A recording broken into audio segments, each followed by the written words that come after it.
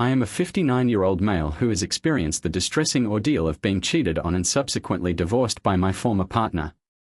My wife, Lucy, is 49 years old. 4 years ago, we had been married for 12 years and had 2 children, aged 14 and 11. Lucy was my second wife, and my first marriage ended tragically due to the loss of my school sweetheart in an accident. My romantic journey has indeed been fraught with challenges, marked by several dark periods. However, as I approach my 60s, I am filled with gratitude and grace, having successfully navigated through it all. I manage a modest real estate business after losing my first wife. I was devastated, especially since we did not have any children together. This period, occurring in my early 40s, resulted in a sense of aimlessness and a tendency towards excessive drinking and other problematic behaviors. It was during this time that I met Lucy at a bar. She was also dealing with a recent heartbreak involving her college friend, and we quickly formed a connection. I must admit that I was in a rather vulnerable state, seeking solace, and I became emotionally attached to Lucy in a short span of time. We dated for a year, and it was Lucy who proposed marriage. I cannot say with certainty if I was fully prepared for marriage at that point, but Lucy was eager. I made a commitment to her, although I did not give it much thought. She was in her early 30s and desired to settle down. Interestingly, she had ended her relationship with her college friend due to commitment issues. They had a friends with benefits arrangement, and while she developed feelings for him, he did not reciprocate. After years of a physical relationship, she eventually decided to move on from him. When she firmly communicated her desire for marriage or nothing, I could not risk losing her. Therefore, we had a private wedding ceremony at that point in time. It may have seemed like a hasty decision at the time, but I could not risk losing her. The decision was not without its flaws, but I am not inclined to dwell on the past. My life with Lucy was, by all accounts, fulfilling. We embarked on numerous travels both before and after having children. We were blessed with 2 wonderful kids for 12 years. We enjoyed a stable marriage until her friend AP entered the picture and Lucy returned to him. This ultimately led to our divorce. I retained custody of the children and centered my life around them. However, an unexpected development occurred recently when Lucy reappeared in our lives. When I saw her at the door, I initially did not recognize her. She appeared pale and distressed, with puffy red eyes, as though she hadn't slept in a while. Overwhelmed, she broke down upon seeing me and I welcomed her inside. I had assumed that something terrible had happened to AP, but instead she hugged me and tearfully apologized for leaving me and our children. While Lucy was away at summer camp, she was left at home alone. Once she had composed herself, Lucy revealed that AP had abandoned her and returned to his native country in southern Europe. He had left a note for her, which simply read, "I'm sorry. I can't marry you. I have a wife and children at home." This was a truly heartbreaking revelation. It is heartbreaking to consider that AP had been leading a double life, toying with Lucy's emotions. He had been in a relationship with her for 4 years without marrying her and ultimately abandoning her. It is unclear whether one should feel happy or sad about this situation. While karma may have played a role, it is difficult to know how to feel. Despite my genuine sympathy for her, I was limited in what I could do to help. She had asserted that I was her only hope and had returned to me, seemingly confident that I would forgive her and take her back. I had, however, moved on from her, and while I did not harbor any resentment, I was not willing to allow her to. I am reluctant to allow her to walk all over me again. I forgave her once for her infidelity, but she has repeated the betrayal. She was deeply in love with AP to the extent that she did not hesitate to abandon her children for him. She remained faithful to me for 12 years only because AP was abroad. Her return now is solely because after AP had departed, I expressed my empathy but also my inability to trust her again. She then burst into tears once more, pleading for forgiveness. I then informed her that I had forgiven her and offered the possibility of joint custody of our children, provided the children agreed. However, she was reluctant to accept. I was obliged to be firm in order to escort her out, as she had left. Her unexpected return has caused me considerable distress. I have experienced a fair amount of drama in my life, and now I am seeking a peaceful existence. I would like to express my gratitude for all the kind words. I would like to express my gratitude for all the comments, regardless of whether they are positive or negative. Some of you have inquired about the details of my history with Lucy and how we ended up in this situation. Therefore, I will present the relevant details here. As I mentioned previously, our marriage was stable for 12 years. However, difficulties began when Lucy's former romantic partner reappeared. He re-entered her life, having previously been parted from her due to commitment issues following their breakup. He returned to his home country, but now he was back in the city, and Lucy was unable to resist seeing him. I did not object when he occasionally visited us, and she assured me that she had moved on. We had been married for 12 years and had 2 children, during which time she had been a wonderful wife and an excellent mother. There were never any signs of trouble. I did not unjustly suspect her then. One day, she returned home and locked herself in the room, despite repeated knocks on the door for dinner. She did not respond. I called her phone to ascertain her well-being, but she did not answer. Instead, she texted me to say that she was fine but needed some time alone. I respected her request and slept in the living room that night. The following day, she attempted to act as if everything was normal, but it was apparent that something was amiss. I inquired about what was troubling her, and she mentioned having a disagreement with her sister. However, she attempted to downplay the issue, reassuring me that it was not a significant concern and that she would handle it. She chose not to divulge the specifics, and I respected her wish to do so. I refrained from prying into her sister's affairs, as I have always been one to avoid meddling in their private matters. She was aware of this aspect of my personality, which may be why she fabricated the story about her sister initially. I took her explanation at face value, but as time passed, it became evident that the issue did not revolve around her sister. Prior to the incident, the subject was enthusiastic about discussing her friend and making plans to invite him over for dinner and drinks. However, following that evening, she ceased discussing him. I attempted to inquire about him, but she avoided any conversations concerning him. Additionally, although Lucy had experienced disagreements with her sister in the past, she had never been this visibly distressed and upset. Therefore, although it was an assumption on my part, it ultimately proved accurate. Rather than resorting to surveillance or seeking concrete evidence, I decided to confront her regarding the possibility of infidelity with her friend. To my relief, she admitted it. Instead of attempting to manipulate the situation or deny it, she confessed that when AP returned, she couldn't resist meeting him. It started with friendly encounters in public places, which gradually progressed to visits to his residence, rekindling their past connection. I inquired if she still had feelings for him, to which she responded with a firm yes. I decided to confront her regarding the possibility of infidelity with her friend. I was relieved to find that she admitted it, rather than attempting to manipulate the situation or deny it. She confessed that when AP returned, she could not resist meeting him. Their relationship began with friendly encounters in public places, which gradually progressed to visits to his residence, rekindling their past connection. I inquired if she still had feelings for him. She responded with a firm no and implored me for as she acknowledged that she had allowed herself to be carried away in that moment and that it had occurred once. She admitted her guilt, stating that it had tormented her from within. Following that evening, she ceased all contact with AP. She confessed to having loved him during their time together, but lamented that he had never respected her emotions and had used her purely for physical purposes. Overwhelmed with emotion, she broke down and vowed never to betray me again, no matter what. I found myself falling. Despite my initial distress, I was determined to salvage my marriage for the sake of my children, particularly given that the younger one was just 4 years old at the time.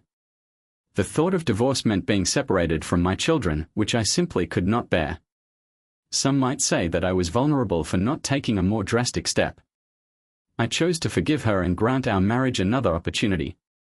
However, I made it abundantly clear that any future betrayal on her part would be the end of us. It is important to note that I define cheating not solely in terms of physical infidelity but also emotional betrayal. She agreed to these terms and we embarked on a journey to rebuild our relationship, enjoying date nights and vacations together. Things went smoothly for a few months until my suspicions resurfaced. This time, I did not overlook the warning signs, although it had happened 4 years prior. I remained extra vigilant even if I could not recall all the specific details accurately. In general, the signs were there. She seemed absent. The individual in question did not allocate sufficient time for me, and the children frequently exhibited a negative mood at home but wore a smile while texting and laughed during phone conversations with others. Her phone seemed to be a constant attachment. Furthermore, she avoided intimacy with me and claimed to never be in the mood. I confronted her directly, but she refused to acknowledge anything was amiss. Instead, she went on the defensive and attempted to manipulate the situation by shifting blame onto me. She accused me of lacking trust. In a portrayal of herself as a victim due to my constant surveillance stemming from her previous infidelity, I attempted to defend myself, but it became apparent that my efforts were futile. Like many do in such circumstances, I sought evidence to expose her. I discreetly examined her phone and discovered that she had not changed the password, indicating that there was nothing hidden within it. While I did come across conversations with AP, they were mundane exchanges from several months prior, dating back to when she had initially cheated on me. Nothing incriminating was found on her phone. I considered alternative avenues for uncovering her infidelity, but before I could act on them, she confessed that she had learned that I had checked her phone and believed that my doubts would eventually lead me to the truth. Consequently, she decided to come clean. She revealed that after our initial confrontation, she had attempted to distance herself from AP, but he had pleaded for her return. She avoided him because she was concerned about causing trouble in our relationship. However, this time, he assured her of his love and commitment, even mentioning marriage. He had resolved some personal matters. The couple had decided to keep this information from me. She had confessed to cheating on me and admitted that she could not resist the opportunity to be with AP. I understood that her love for him had never truly waned, she had only rekindled her feelings due to his past commitment issues. Now that AP was serious about her, she could not resist his advances. She initiated divorce proceedings and I sought custody of our children. I had a sense that she also wanted to distance herself from the children, as she readily agreed and requested permission to meet with them weekly. I consented, but I requested that she convey this news to the children without portraying me negatively. She informed them that we were divorcing because our love had faded. This was a difficult revelation for them. The children cried and pleaded for us to reconcile, but I was initially bitter towards her. However, I eventually realized that even if she had a change of heart about the divorce, I could not forgive her. This time, divorce appeared to be the best option for us. I assured the children that I would continue to be a devoted father, a role I had always embraced. I also informed them that I would transition to a full-time single parent. The experience of becoming a single parent was not a significant challenge for me. Despite the children's understandable desire to maintain contact with their mother, our divorce was amicably settled. I was initially hurt by the situation, but I did not hold a grudge. I could be labeled a coward or attributed to my maturity due to age, but I chose to let her go. The following months were undeniably tough, especially with the younger child to keep their spirits high. I organized multiple vacations, mini trips, picnics and various activities. I did everything I could to ensure their happiness. Lucy visited them weekly at first, but eventually settled with her partner in Alabama. By then, both the children and I had moved on. Over the past 4 years, my children have matured into kind, resilient, and emotionally strong individuals. Initially, Lucy would call them after moving away. However, the children would often hang up on her and harbor resentment. Over time, they became more forgiving and understanding. They now maintain a cordial relationship with her regarding the current situation. When my children returned from summer camp and learned about their mother, they did not feel particularly sorry for her. Their sentiment was more like she made her own choice. I tell you, these young generation kids can be quite discerning. The idea of joint custody was met with considerable disquiet. Refusal to see her or live with her was based on the fear that she might abandon them again if AP reappeared. It is understandable that they would feel this way, given the numerous instances of betrayal. Second update, I have come to realize that dealing with Lucy requires a certain resilience, given the nature of her behavior. Dealing with Lucy requires a certain degree of resilience, as some have suggested that I may be a sadist. However, I am uncertain as to what that term implies. Nevertheless, I do consider myself an old-school guy, as I am 59 years old. Old-school men do not embark on a crusade to vilify women who no longer love them, rather, they allow them to go. Nevertheless, this does not imply that we permit ourselves to be treated in an abusive manner. We maintain our boundaries. I do not harbor any ill feelings towards negative comments, but I felt compelled to clarify the situation on behalf of all those present. Regarding Luce's return, this time our children were at home when she arrived. They were visibly taken aback. Upon seeing her, I encouraged the children to be polite, and they did engage in a conversation with her for a while before retreating to their rooms. Lucy inquired about the possibility of reconciliation, to which I firmly responded that reconciliation was not an option and that the children did not wish to live with her. However, I indicated that if she could persuade them otherwise, I would be amenable to the idea. I am reluctant to make assumptions, but it seems plausible that she might not wish to retain custody of the children either. She mentioned that her financial situation was dire, as she had been staying on an old friend's couch, and that the friend might ask her to leave at any moment. I was aware of her financial challenges, but I was not aware of the severity of them until after our marriage. She worked as a receptionist, but she left her job shortly after we got married. She received a fair compensation. I inquired about. She elucidated that she had distributed the funds to AP with the intention of supporting his business. Furthermore, she was compelled to assume 2 employment roles in Alabama, despite her endeavors. AP ultimately departed, taking all their savings with him. The sole financial resource she had managed to conceal from AP was the entirety of her remaining assets were utilized to facilitate a return journey and subsequent survival. I proposed the provision of financial assistance to facilitate the rental of an apartment and the reconstruction of her life. However, she declined, emphasizing that her primary objective had been the pursuit of love, not money. Had money been her primary concern, she would not have departed from our secure and stable lifestyle. Together with someone as financially unstable as AP, while she expressed a desire to live with us as a family, it was not a feasible option at times. While I do feel sympathy for her, we do not have the capacity to accommodate her in our lives. I provided her with a check and encouraged her to rent a house, find employment and consider seeking therapy, which she appears to be in great need of. I have asked my children to be compassionate towards their mother, considering she is the one who gave birth to them.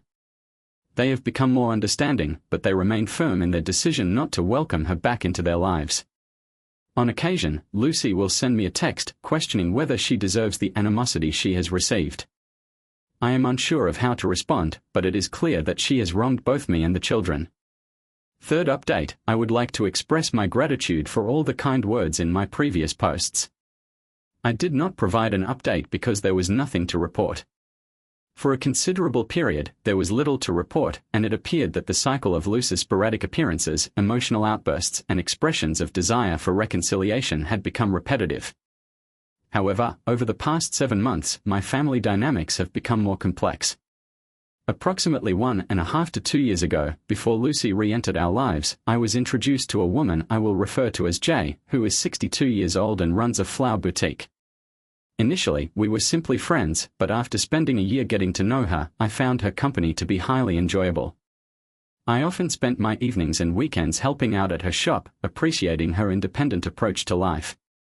She experienced the loss of her husband at an early age and raised 3 children as a single mother. Now that her children have grown up and moved out, she sustains herself by selling flowers. I find her presence invigorating, and being around her makes me feel alive. I have not mentioned Jay on this thread or to Lucy because I did not want it to appear as if I was not. It is not the case that I am considering reconciliation with Lucy due to Jay's presence. I have no intention of marrying Jay or anything like that. We are simply 2 individuals in our 60s aiming to enjoy the later years of our lives without any unnecessary complications. My children are aware of Jay and they are pleased that I have someone to share my thoughts with. My eldest child is graduating from high school this year, and my younger child will soon be moving on to high school or college. While I am not emotionally dependent on Jay, I believe that having a friend to share thoughts with at this stage of life is invaluable.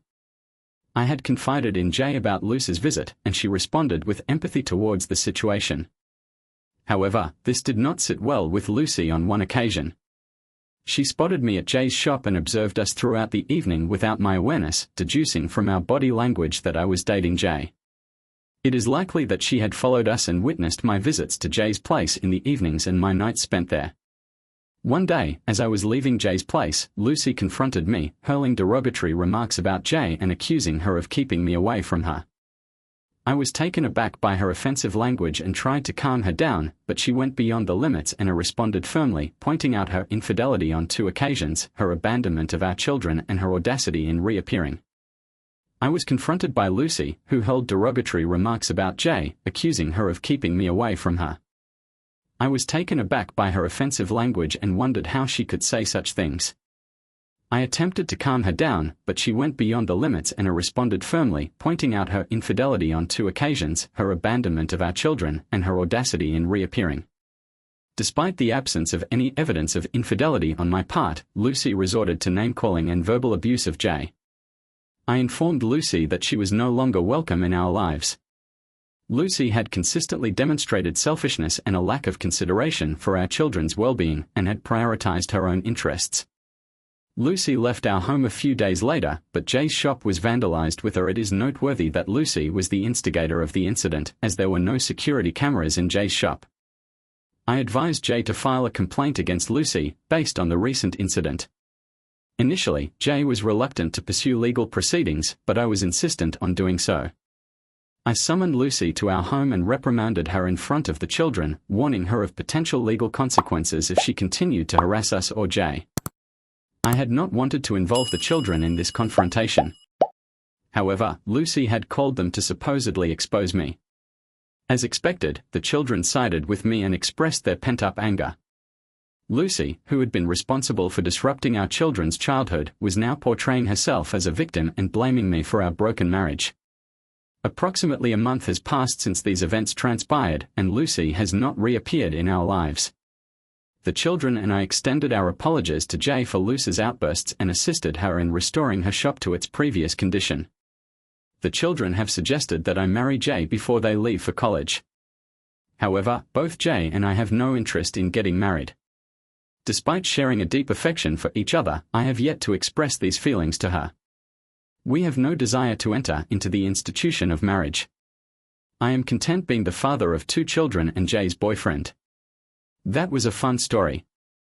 Let's move on to another exciting one. Stay tuned and let's dive in. I had been in a relationship with this woman for nearly 7 years, with 6 of those years spent cohabiting. I was employed as an electronic consultant, primarily responsible for setting up systems with numerous sensors. While the remuneration was competitive, the role entailed extensive travel. I will now set the scene for you. At a certain point, I began to sense that something was amiss. I was unable to identify the precise cause, but it was a gut feeling, and I am usually adept at following my instincts. Consequently, I decided to gather evidence while she was out.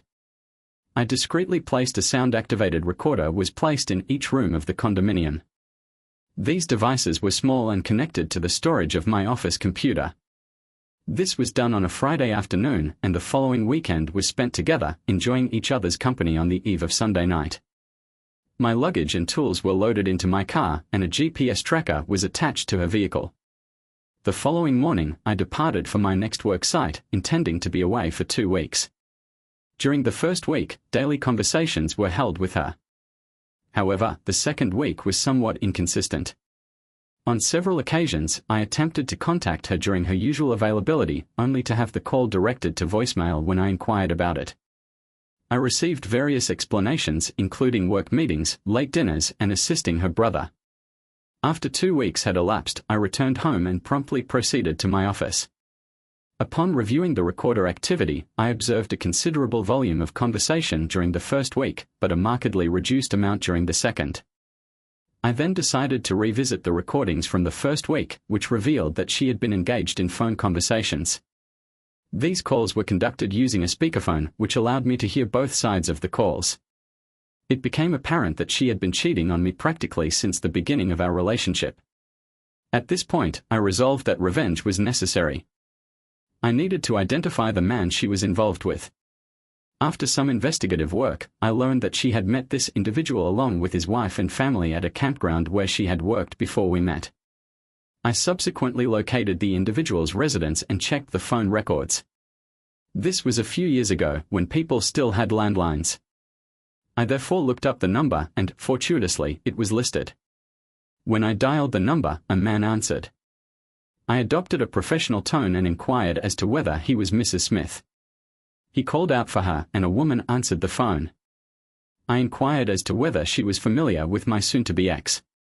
My girlfriend confirmed that they had indeed invited her to their house on a number of occasions following our initial meeting at the campground.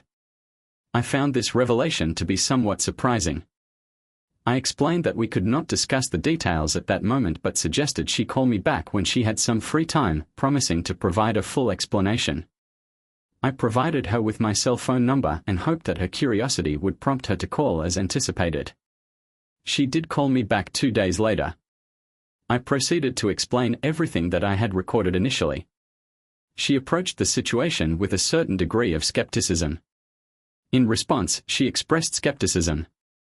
I assured her that I would create a copy of the recording and send it to her, though I remained somewhat doubtful. Consequently, I took action. I visited a local recording studio, bringing along the audio files and explaining my requirements. The studio staff skillfully merged the individual recordings, allowing for a seamless conversation when she moved about the house. The resulting audio was then transferred onto CDs, spanning a total of 5 discs. I sent these CDs to Mrs. Smith via registered mail and entered a period of waiting. Approximately 10 days elapsed before she called me, sounding remarkably composed. She informed me that the day prior, she had filed for divorce. Her husband is employed on an oil rig and is scheduled to be on the rig for the next 2 weeks. Once she had the opportunity to listen to the CDs I sent her, she promptly handed them over to her attorney, Mr. Unfaithful. He had amassed a considerable fortune from his profession, and over the years, they had acquired numerous assets, including campground plots, a boat, and an RV. She made her intentions clear. She was aiming for a 50% share. After concluding the telephone conversation, I found myself chuckling to myself. It seemed that the situation had reached a fitting conclusion for a man who had made such troubling statements on the recordings throughout this entire period. I kept my girlfriend completely in the dark.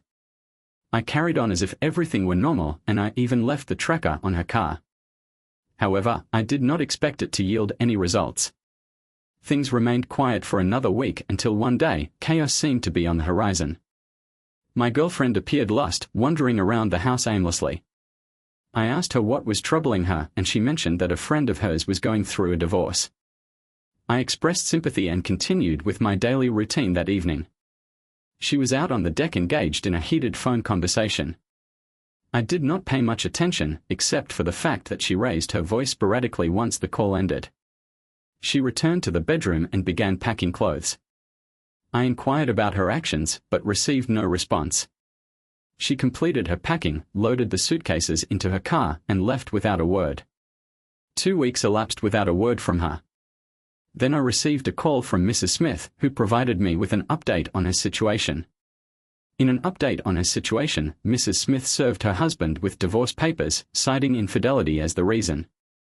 Mr. Smith denied the allegations, but Mrs. Smith presented compelling details that left him stunned. She confirmed that the phone call my girlfriend had on the night she left was indeed with her. However, Mrs. Smith clarified that she never raised her voice during the call. My now ex-girlfriend vehemently denied any wrongdoing. Mrs. Smith, however, subtly disclosed some incriminating information to my girlfriend, enough to make it clear that she had been exposed. It was implied that she had uncovered the truth independently and that her next step was to inform me of this revelation. This explained why my cheating girlfriend had left abruptly, as well as how I had handled her betrayal. Her credit card was revoked, and I arranged for her car to be repossessed. I took care of shutting off the utilities and cancelling her insurance. All her belongings, which she had left behind, were shipped to her dad's house by movers, accompanied by a note explaining the circumstances. Her dad lived 2 states away, since we lived in a condo. I arranged for it to be shown to him. Following the commencement of legal proceedings, I was able to conclude the sale of the vehicle in question within a period of 4 days. I relocated to a new condominium situated within a gated community, where a security guard was present. My former partner's vehicle was subsequently recovered while she was at work.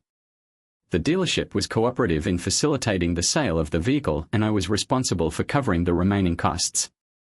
Mrs. Smith was successful in securing her share of the divorce settlement. Mr. Smith, also known as Mr. Cheater, did not contest any aspect of the divorce proceedings as he was concerned about the potential consequences of his infidelity being discovered by his employer. I did not receive any further communication from my former partner after that.